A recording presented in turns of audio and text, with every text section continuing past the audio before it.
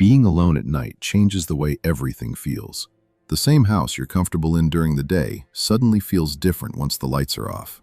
Every sound stands out more, every shadow feels heavier, and your mind starts filling in the gaps when there's no one else around to reassure you.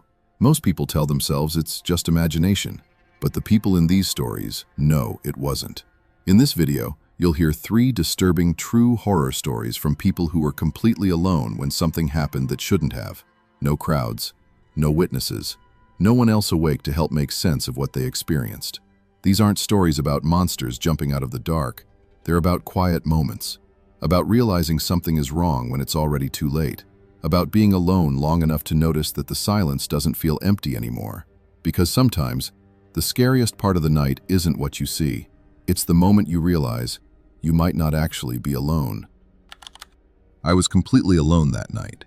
My parents were out of town, and my siblings were staying over at a friend's place, which left me with the house to myself. I wasn't nervous about it. I'd been alone at night plenty of times before. The house was quiet in a normal way. Lights off except for the living room lamp, TV on low volume, doors locked like always. I remember checking the time on my phone before setting it down. 12:41 a.m. I was half paying attention to whatever was on TV when I heard the sound. A knock. It wasn't loud. It wasn't aggressive. Just a slow, deliberate knock on the front door. 3 taps. I froze on the couch, my heart immediately starting to race. No one ever came over that late, and if they did, they'd call first. I muted the TV and listened. Nothing. I told myself it was probably someone at the wrong house or maybe a neighbor messing around. Still, I didn't move right away. I just sat there, staring at the dark hallway that led to the front door. A few seconds later, the knock came again. Same rhythm, same calm pace.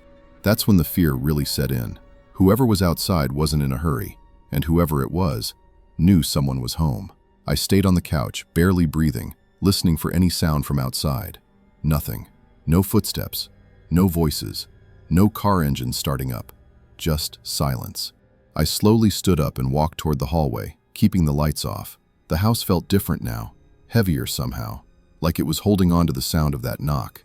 Every step I took felt louder than it should have, the floorboards creaking beneath my feet. I stopped halfway down the hall and checked my phone again. 12:44 a.m. I told myself I was being paranoid. People knocked on doors late sometimes. Maybe someone needed help. Maybe it was a delivery driver at the wrong address. All of those explanations sounded reasonable in my head, but none of them felt right. I didn't turn on the porch light. Instead, I moved closer to the front door and peered through the narrow gap in the hallway, trying to see the outline of the door without stepping into the open. That's when I noticed something that made my stomach drop. The doorknob was barely moving, not turning, just shifting slightly, like someone had rested their hand on it. I took a step back immediately. The movement stopped. I waited. A few seconds passed, then the knock came again, softer this time, slower, more deliberate. 3 taps. It felt like whoever was outside was adjusting to me, changing how they knocked based on how I reacted. I backed up until I was pressed against the wall, my heart pounding so hard I was sure it could be heard through the door. I considered calling the police, but the thought of explaining, "Someone knocked and then stopped," felt ridiculous. That hesitation still bothers me. I crept toward the living room window and carefully pulled the curtain back just enough to look outside. The porch light was off, and the street light at the corner of the block barely illuminated my front yard. No one was standing there. The porch was empty. I scanned the driveway, the sidewalk, the street. Still nothing. As I let the curtain fall back into place, my phone vibrated in my hand. I almost dropped it. A message from my mom. "Mom, everything okay?" I didn't know how to answer. Before I could type anything, I heard it again. Not a knock this time, but the faint sound of something brushing against the door, like fingers dragging lightly across the wood. Then a voice spoke. Quiet. Close. "I know you're in there." The moment I heard that voice, my legs went weak. It wasn't loud. It wasn't angry. It sounded calm, certain, like the person outside wasn't guessing. "I know you're in there." I stood completely still, my back pressed against the wall, trying to slow my breathing. My phone slipped slightly in my hand, and I tightened my grip, terrified even the smallest sound would give me away. "Who is it?" I asked, my voice barely above a whisper. There was a pause, then footsteps, slow ones, not walking away, moving across the porch, stopping directly in front of the door again. "You don't need to be scared," the voice said. "I just want to talk." I didn't respond. The doorknob turned. Not hard, not fast, just enough to test it. It stopped when it met the lock. Another pause followed, longer this time. Then the knocking started again. Louder now, more deliberate. Not rushed, but firm, like whoever was outside had decided waiting was no longer necessary. I backed away down the hallway, my heart pounding so loudly I thought it might drown out everything else. I considered running upstairs, locking myself in my room, but the idea of being trapped away from the exits terrified me even more. My phone vibrated again. Another message from my mom. "Mom, why aren't you answering?" Before I could reply, something hit the door. Not a kick, a shoulder. The door rattled in its frame, the sound echoing through the house. I yelped and stumbled backward, nearly losing my balance. "That door won't hold forever," the voice said calmly. "And you know it." I felt tears sting my eyes as I backed toward the living room, my mind racing for any kind of plan. My hands were shaking so badly I almost dropped my phone when I finally hit the call button. The line rang once, twice. Before anyone answered, the knocking stopped. Complete silence followed. I stood there, frozen, listening. Then I heard footsteps again, but this time, they were moving away from the door. I stood there for a long time after the footsteps faded. I didn't move. I didn't breathe properly. I just listened. The house was silent again, like nothing had ever happened. No knocking, no voice, no movement outside. My phone was still pressed to my ear, the emergency operator repeating my name, asking if I was safe. When I finally told her someone had been trying to get into my house, officers were sent out. They arrived about 10 minutes later, lights off as they pulled up to the curb. They checked the porch, the yard, the side of the house. They found nothing. No footprints, no marks on the door, no signs that anyone had been there at all. One of the officers asked me if I was sure I'd heard what I thought I heard. I nodded, but the words felt weaker now that the house looked normal again. After they left, I locked myself in my bedroom and didn't sleep. Every sound made me flinch. Every shadow felt like it was leaning closer. In the morning, my parents came home early. I told them everything. They believed me. But later that day, my dad pointed something out that made my stomach drop. The front door hadn't been locked that night. He said he always double-checked it before leaving. And I realized something that still makes my chest tighten. Whoever was outside didn't stop because the door was locked. They stopped because they'd already confirmed I was alone. I didn't notice it right away. That's the part that bothers me the most. I was up late, alone in my apartment, scrolling on my phone with the TV playing quietly in the background. I hadn't planned on staying awake that long, but time slipped by without me realizing it. At some point, I glanced at the clock on the microwave. 12:06 a.m. I remember thinking I should probably go to bed soon. The apartment was quiet in a familiar way, the kind of silence you get used to when you live alone long enough. I muted the TV and stood up to grab a glass of water from the kitchen. That's when I heard it. A sound from behind me. Not loud, not sudden, just a soft, controlled movement, like fabric brushing lightly against something. I froze, my hand still resting on the counter. I told myself it was the building settling. Old apartments made noise at night. Pipes knocked, floors creaked. That explanation had always been enough before, but this felt different. I stayed still and listened. Nothing else happened. Slowly, I turned around and looked toward the living room. Everything looked exactly the same as it had a moment earlier. Couch, coffee table, TV screen glowing faintly. But something felt wrong. I couldn't explain it, but the room felt occupied, like I'd walked in on something that had just stopped moving. I checked my phone again, 12:09 a.m., and that's when I realized something that made my stomach tighten. The sound hadn't come from the walls. It had come from inside the room. I stood there longer than I should have, staring into the living room. Everything looked normal, which somehow made it worse. The couch cushions were undisturbed. The TV was still playing quietly. Nothing appeared out of place, and yet the feeling didn't go away. I poured myself a glass of water, my hand shaking just enough to notice. I took a sip, hoping the familiar action would calm me down. It didn't.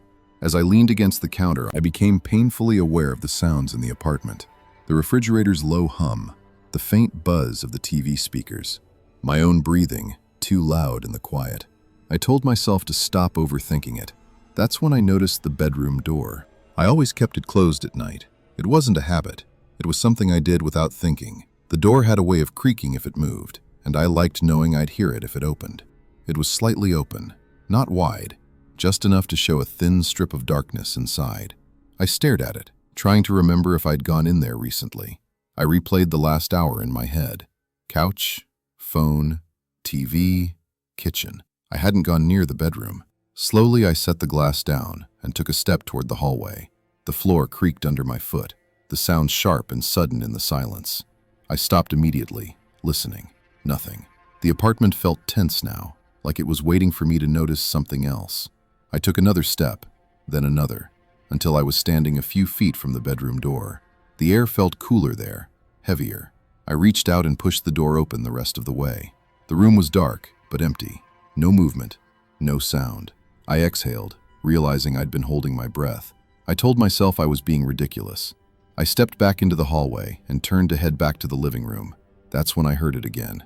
The same soft sound as before, closer this time. It came from behind me.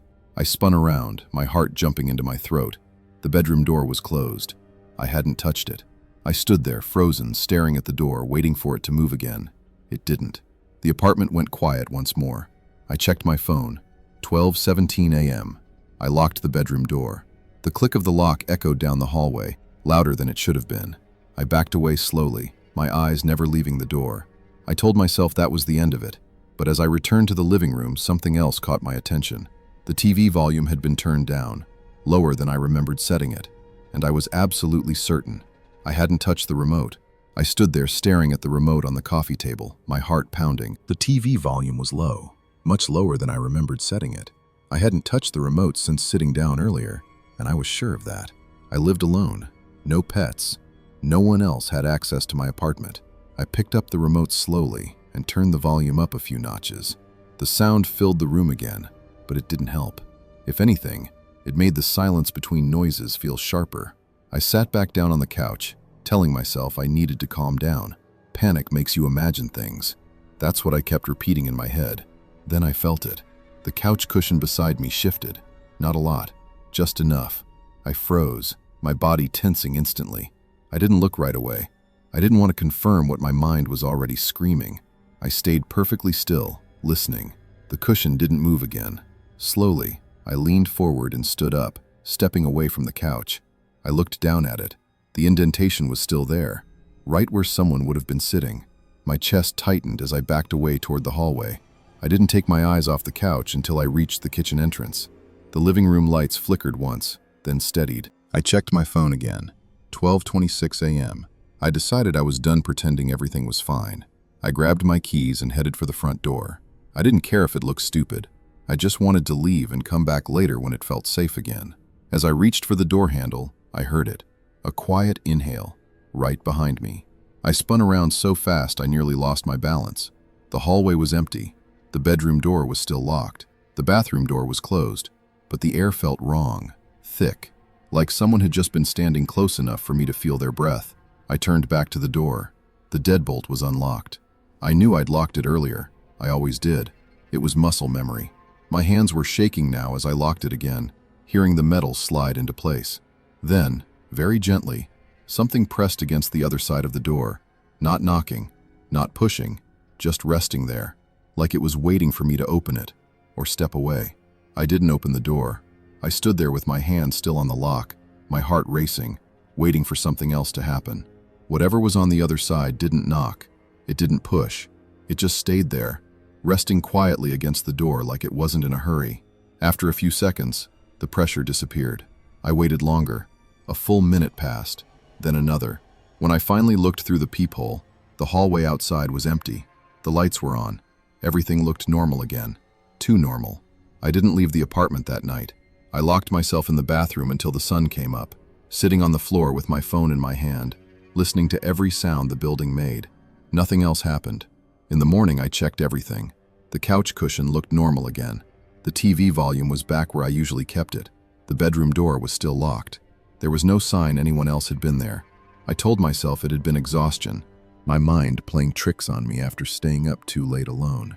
That explanation almost worked. Almost. A few days later, while putting groceries away, I noticed something behind my couch. A single footprint, bare, pressed faintly into the carpet where no one ever walked. It wasn't mine. I moved out of that apartment a month later, and even now, whenever I'm alone late at night and the room suddenly goes quiet, I feel it again. That sense that something is nearby, just waiting for me to notice it. I didn't sleep that night, not because I was scared at first, but because something felt wrong in a way I couldn't explain. I was alone in my house, sitting in bed with the lights off, scrolling through my phone. The room was quiet except for the faint noise of traffic far outside. I remember checking the time before locking my phone. 1:38 a.m. I rolled onto my side and closed my eyes, telling myself I was just overthinking things. That's when I felt it, the sense of being watched. It wasn't sudden. It didn't hit me all at once. It slowly crept in, like a thought that didn't belong to me. The kind of feeling that makes your body tense before your brain understands why. I opened my eyes and stared into the darkness of my room. Nothing moved. The door was closed. The window was locked. Everything looked exactly the way it should have. Still, I couldn't shake the feeling. I turned onto my back and stared at the ceiling, listening. I expected to hear something. Footsteps, breathing, the floor creaking. Anything that would give the fear a shape. There was nothing. That silence made it worse. I checked my phone again. 1:52 a.m. The feeling hadn't gone away. If anything, it felt closer now, like whatever was watching me had realized I was awake. I stayed awake longer than I meant to, staring at the dark outline of my ceiling. The feeling didn't fade. It didn't spike either. It just sat there, steady and patient, like it wasn't in any rush. That scared me more than panic ever could. I rolled onto my side and faced the wall, telling myself I was being ridiculous. Everyone gets that feeling sometimes, especially when they're alone at night. Your mind looks for patterns. Your body reacts to nothing. That explanation worked for about 30 seconds. Then I heard the floorboard creak. It wasn't loud. It wasn't sudden. Just a soft, familiar sound coming from somewhere outside my bedroom. I held my breath and listened. Nothing followed. I checked my phone again. 2:07 a.m. I told myself the house was settling. Temperature changes caused wood to expand and contract. I'd lived there long enough to know the normal sounds it made. But this one hadn't come from a random spot. It had come from the hallway. I sat up slowly, my eyes adjusting to the darkness. My bedroom door was open just a crack, the way I usually left it. From where I sat, I could see a thin strip of the hallway beyond it. It looked empty. Still, the feeling returned stronger than before. The sensation that something was positioned just out of view, perfectly aware of where I was. I reached over and turned on my bedside lamp. The light spilled into the hallway. Nothing was there. I stayed sitting up for a while, the lamp still on, my heart slowly settling back into a steadier rhythm. The feeling dulled, just enough to let exhaustion creep in. I lay back down, leaving the light on this time. When I closed my eyes, sleep came in short, shallow waves. I kept waking up every few minutes, each time convinced I'd heard something. At some point, I woke up again, fully this time, with that same pressure in my chest. I knew without looking that something was wrong. I opened my eyes. The bedside lamp was off. I hadn't turned it off. The hallway beyond my door was darker than before, like the light hadn't just gone out, like it had been swallowed. I checked my phone. 3:14 a.m. That's when I noticed something else. The bedroom door was open wider now. Not enough to slam or creak, just enough to let more of the hallway into view. And in that extra space, I could feel it watching me. I lay there staring at the open doorway, my body completely rigid. I didn't move. I didn't blink. The darkness in the hallway felt wrong. Not just dark, but thick, like it was pressing inward. I could feel it focused on me, like a tension without eyes. I checked my phone again. 3:18 a.m. I told myself to turn on the overhead light. One movement, one reach. That was all it would take. But something about the idea terrified me. Like turning on the light would acknowledge whatever was there, and I wasn't ready to do that. The floor creaked again. Closer this time. Not a step, not a walk, just the sound of weight shifting. My heart started pounding so hard I was sure it could be heard. I squeezed my eyes shut, hoping the feeling would fade if I ignored it long enough. It didn't. Instead, the air changed. I felt it first on my face, a faint disturbance, like someone had leaned closer, not touching, not breathing loudly, just close enough for the space between us to feel occupied. I opened my eyes. The doorway looked the same, empty, but I knew something was standing there, not entering the room, not crossing the threshold, just watching. Minutes passed like that. Long, quiet minutes where nothing happened and everything felt unbearable. My phone buzzed softly as the battery warning appeared, the light briefly illuminating the room. In that momentary glow, I noticed something I hadn't before. The shadow at the base of the doorframe was wrong. It didn't match the angle of the hallway. It stretched inward, slightly uneven, like it belonged to something standing just out of view. My breath caught. I watched as the shadow shifted, not advancing, not retreating, just adjusting, like whatever was there had realized I could see it. That's when I understood something that made my stomach drop. It wasn't trying to scare me. It was waiting for me to move, waiting for me to look away, waiting for morning. I stayed perfectly still until my eyes burned and my body ached. The shadow didn't move again, and neither did I. I don't know when the night finally ended. At some point, the darkness in the hallway began to soften. The shadows lost their weight. The pressure in the room slowly eased, like something had decided its time was up. When I checked my phone again, it was 6:12 a.m. The sun was coming up. The shadow at the doorway was gone. I didn't move right away. I stayed in bed for a long time, staring at the doorway, waiting for that feeling to come back. It didn't. The house felt empty again, truly empty. When I finally stood up, my legs felt weak. I checked every room, every corner, every closet. Nothing was out of place. The front door was still locked. The windows were closed. There were no signs that anyone else had been there. I told myself it had been exhaustion, anxiety, my mind filling the silence with fear. That explanation almost worked. Almost. Later that day, while making the bed, I noticed something strange. The carpet near the doorway was slightly indented, like someone had been standing there for a long time. The indentation faded by the afternoon, but the feeling never fully did. Even now, I can't sleep with my bedroom door open anymore. And sometimes, when I wake up just before morning, I get the sense that something has only just left. Like it stayed as long as it could, like it knew I was alone, and like it didn't need to do anything else, because watching was enough.